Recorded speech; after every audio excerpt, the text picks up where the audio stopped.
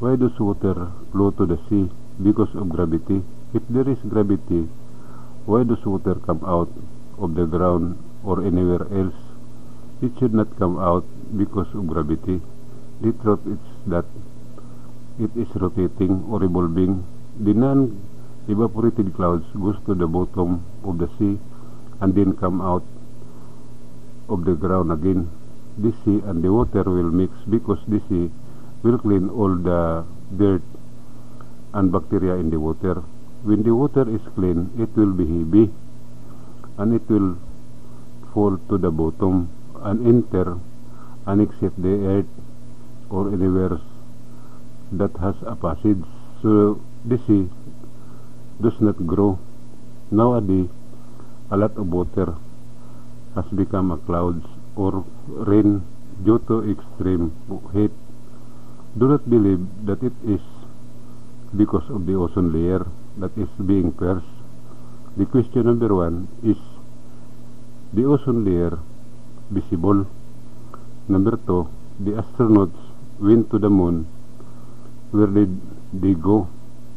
Only the astronauts say that the end of the world is set and cannot be changed. I will show the truth. This is the word. You can see the first letter in the name of the Creator is G inside the, from N or North to A or S to W or West and to S or South. This is news. A sunrise, the N, night come, the W word, the A end. It comes from Him and it cannot be changed. What does sunrise, night come, word in? How will the end of the word happen? This is the red lines are the path of the sun towards the word.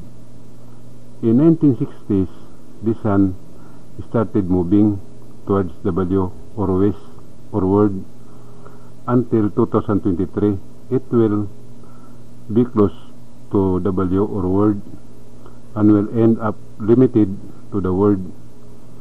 During the period 1960 to 1975, it can still be seen that the sky is navy blue. To prove this, as people born in 1950s, what you can see today is white blue.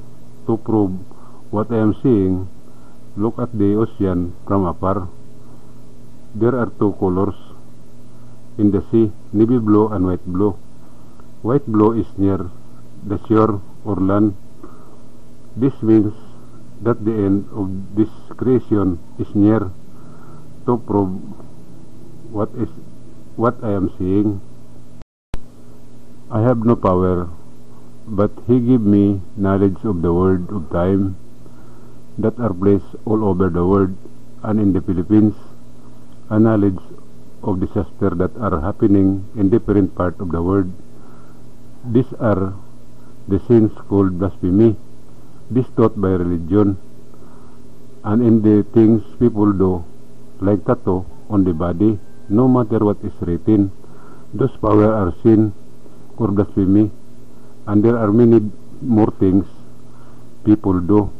In the time of Noah, there was a place that was burned. It was written Sodom and Gomorrah.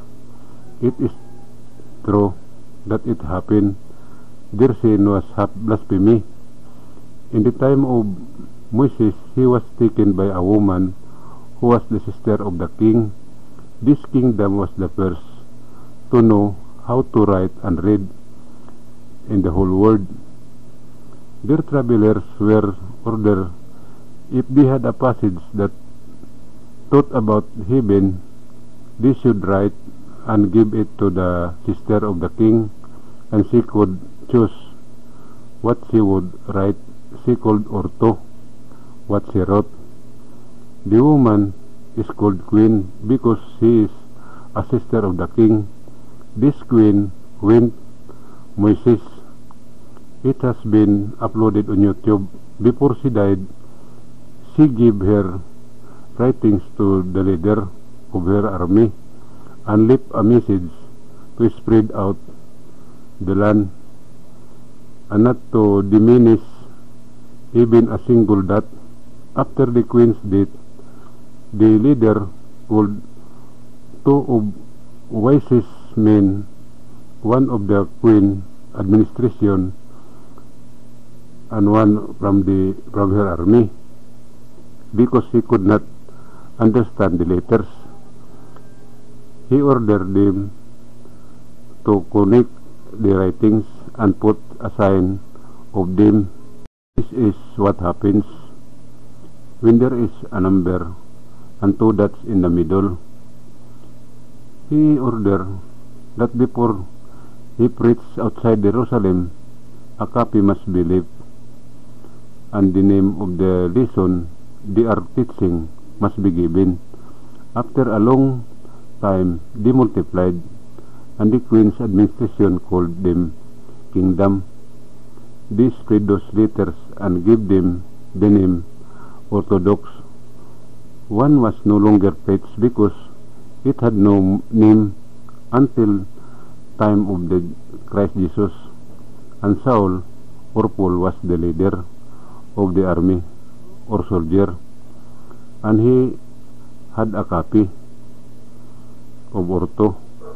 There is only one source for what is written in the Orthodox book, the Bible and the Quran. It comes from the Ortho. Do all this book teach the commandments of the Creator? The answer is no, but rather they teach blasphemy against Creator. The Bible has the most truths written, but this book has the most lie written. 99.9% of people will not believe what I say because they see nothing wrong with it. When I explain in personally and actual, you might change your mind. Saul or Paul arrested Christ Jesus. At the time when Christ Jesus was about to be crucified, they passed in front of Saul, and he saw that there was something written in the back of Christ Jesus. He called the guard and asked what was written on the back of Christ Jesus. The answer was beginning and the end. He immediately ordered to take the clothes of Christ Jesus and bring them to him. Christ Jesus was crucified naked. This was the sin of blasphemy. Under the soldier gambled who would bring the clothes to Saul. When Saul grabbed the clothes of Christ Jesus, suddenly there was a strong earthquake with roar of thunder and lightning and strong wind and rain. Saul trembled with fear, and he said when it stopped, he would spread what Christ Jesus was saying, and suddenly fell down. He asked the disciple he wrote down, he put ways for him to eat or live while he preached. He brought the Ortho he named the Bible. He took with him a Latin friend. This teaching spread throughout Latin until it reached Rome. One of his way was baptized people. Many times past, Muhammad went to Jerusalem, and upon his return, the so-called Muslim began. Its entire history has been uploaded to YouTube. I will tell you this blasphemy personally in my answer. Blasphemy cannot be stopped and removed by man himself, because there is no evil that is sin and practice. So there is one place that can remove it. This is the Promised Land in Mindanao, Philippines, and they are the people who will enter heaven alive. It is difficult to understand and believe what I am saying. I need to see it personally or actually and do it. It is true because there is something to see and read. I cannot do the video. You do it. yourself, I will attend. I have my contact number 0953-002-3408. You will learn many things that are amazing or shocking about the sin that people have committed, and salvation not in the book of all religion. Spread it so that the people can know. To all who are interested in entering the paradise of heaven, please spread the channel Minandro Heavenly News. Post it on FB, and to those who ask, please come to learn about the blasphemy that no one can remove from themselves. Do not change the book you believe in so as not to increase the sin of cold conversion.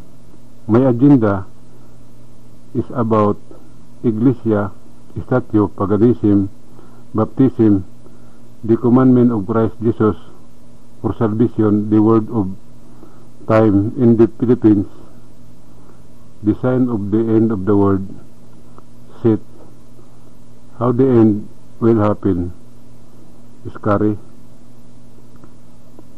the name of the Creator and His will, etc. Don't worry about, cause I will teach you how to get the money back. Thank you and mabuhay.